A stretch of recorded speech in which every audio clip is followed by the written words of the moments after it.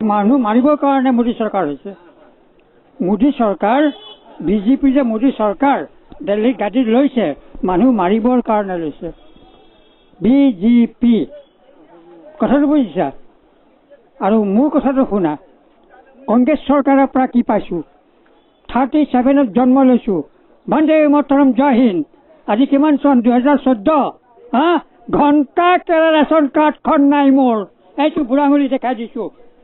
মোৰ গেছৰ বুক নাই। এতিয়া 76 বয়স কেলা বৃদ্ধ পেঞ্চন নাই। মোক কিবা ঘণ্টা দিছে না মোদী চৰকাৰে দিব? মহাত্মা গান্ধী কোন আজিকালি MLA জানে? মহাত্মা গান্ধী কেতিয়া জন্ম হৈছে আজিকালি MLA জানে? মোৰ বাল জানে। কিয় নকব?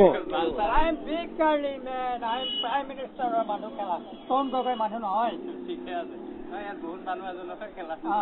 শুনা, কোনো চৰকাৰে নহয়। এতিয়া চৰকাৰ নিজৰ কপাল আৰু চৰকাৰ নিজেই।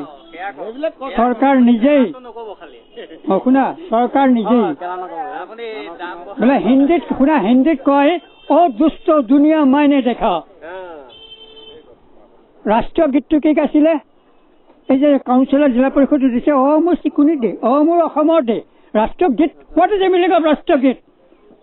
দেশ স্বাধীন, লাখ লাখ শ্বহীদ হৈছিলে। ইংৰেজৰ পৰা ইংৰেজক খেদি কংগ্ৰেছ চৰকাৰ হৈছিলে। কিন্তু সেই কংগ্ৰেছে আজি কি কৰিছে? কি কৰিছে? এতিয়া হ'ল মোদী।